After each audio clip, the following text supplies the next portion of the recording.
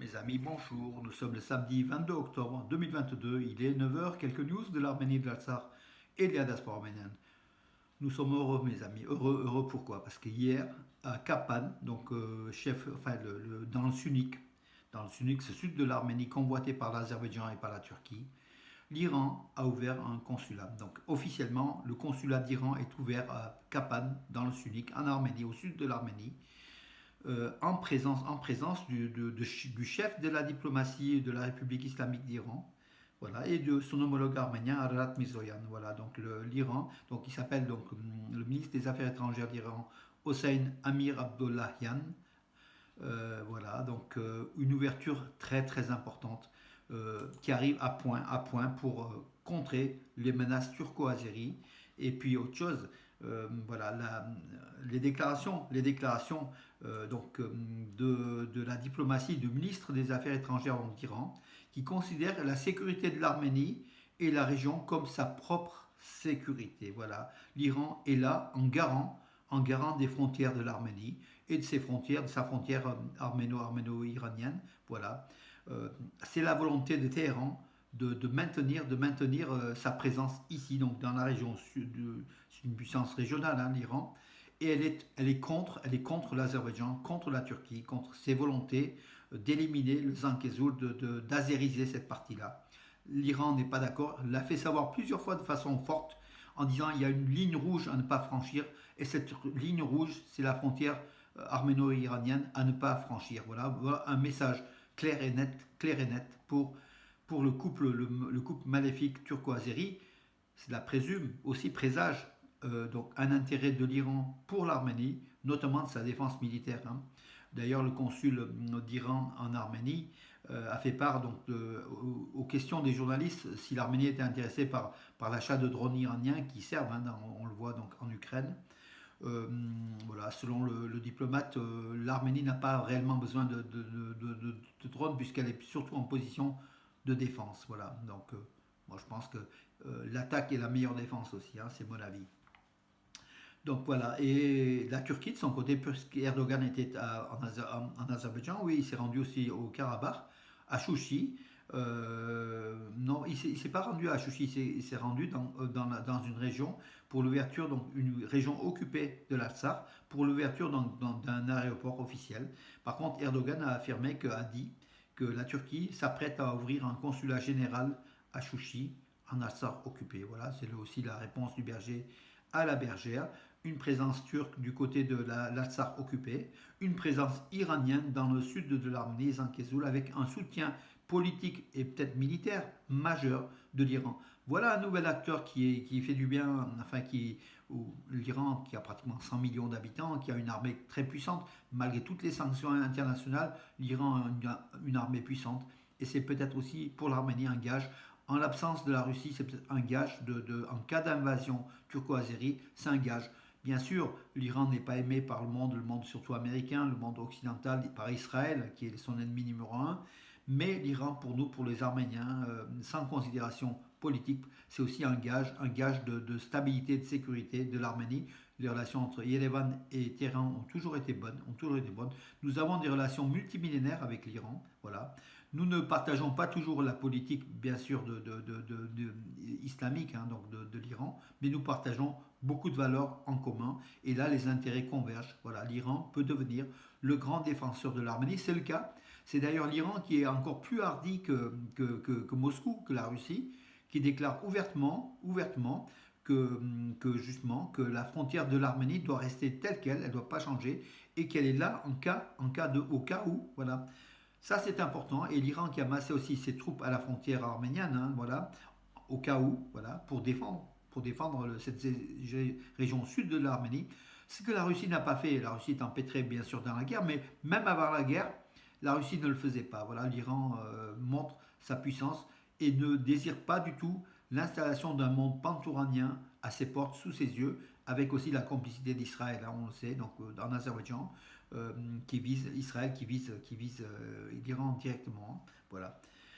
Voilà l'information, enfin, du jour. Moi, je pense que c'est la plus importante. Voilà. En attendant, donc un député européen, donc le bulgare, hein, il s'appelle, je vais vous dire son nom, Andrei Kovachev, il a à Yerevan, reçu par Alan Simonian, le président de l'Assemblée nationale d'Arménie, il a affirmé qu'on connaît en fait que les agresseurs du territoire arménien ne sont pas venus de la planète Mars. On sait d'où ils viennent, l'Azerbaïdjan. Donc il a ouvertement accusé l'Azerbaïdjan d'agresser donc l'Arménie. C'était le 13 septembre. Hein, voilà l'agression du 13 septembre.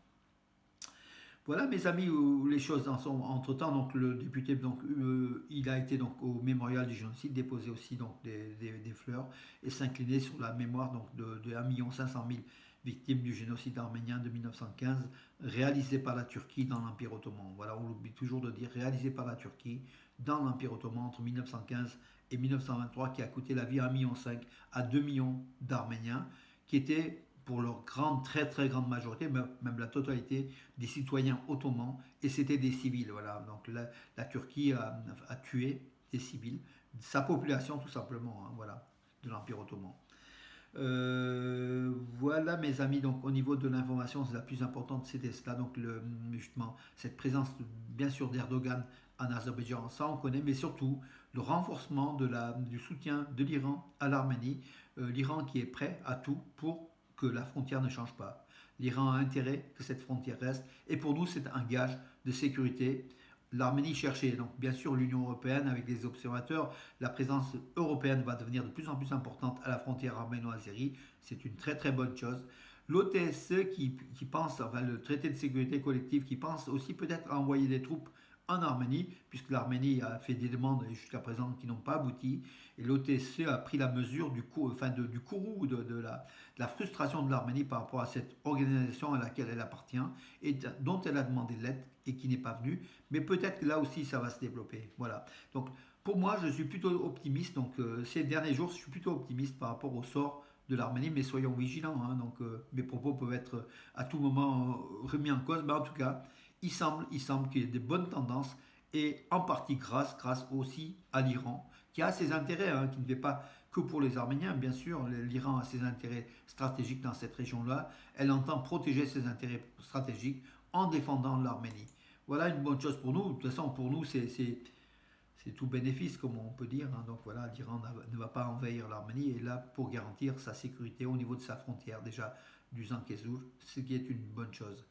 Voilà, en sport, nous avons 2 champions d'Europe des U20, champions d'Europe d'haltérophilie. Ça se passe à Durres en Albanie, donc des U23 et des U20 en U20. Donc Suren Grigorian en haltérophilie dans la catégorie des 89 kilos. Il a été champion d'Europe, voilà, bravo à lui. Et puis aussi une Arménienne, hein, puisque les Arméniennes sont très très fortes aussi en haltérophilie. Une Arménienne qui est devenue aussi championne d'Europe, elle s'appelle Milena Khachaturian, qui est devenue championne d'Europe des moins de 20 ans, de la catégorie, puisqu'il y a à peu près une dizaine de catégories, par 76 kg. Voilà. Elle a soulevé 219 kg au total, 99 kg à l'arraché. Nous, on n'est pas capable de le faire, bravo à elle, et 120 kg à l'épaulé jeté. Voilà mes amis, et en plus elle a devancé une Turque, ce qui est encore deux Turcs, ce qui est une Turque et une Lettonne, ce qui est une très très bonne chose aussi, hein. C'est un plaisir de plus pour nous, mes amis. Voilà, mes amis, oui, l'AFP qui, oh là là, qui est pratiquement négationniste, hein, donc Aratornian a fait un message là-dessus sur Armen News. L'AFP qui était lors de la guerre de 44 jours en Artsar, on ne savait pas de quel côté cette agence était, plutôt du côté azéri, voilà. Et l'AFP qui se brouille, qui fait des communiqués, qui fait des messages qui font peur, mes amis. Donc cette AFP, je ne sais pas si c'est le Quai d'Orsay qui dirige derrière, mais en tout cas, c'est pas une très très bonne chose pour nous, hein, cette AFP, donc Agence France Presse, à laquelle nous sommes obligés, donc, au niveau d'Armen News, de nous abonner aussi. Hein, voilà, donc pour diverses raisons, puisqu'on prend des textes de l'AFP. L'AFP nous oblige aussi en contrepartie, à nous abonner. Et puis, en attendant Marianne de la semaine prochaine, hein, que nous a signalé notre ami Anthony Cagopian, j'ai mis en ligne, en fait, j'ai partagé ce qu'il avait mis en vidéo de brut.com, brut.org ou .com sur YouTube. Donc, justement, la Miss Arménie qui est en guerre, qui s'entraîne aux entraînements militaires, en fait. Hein. Donc voilà, c'est un exemple de la volonté du peuple d'Arménie de défendre son sol, son territoire face à une agression possible turco-azérie. Voilà, donc la vidéo, vous pouvez la suivre, hein, la Miss Arménie qui est d'une famille de 11 enfants, hein, vous vous rendez compte, voilà. Elle s'entraîne et puis elle entraîne beaucoup d'autres avec elle, hein.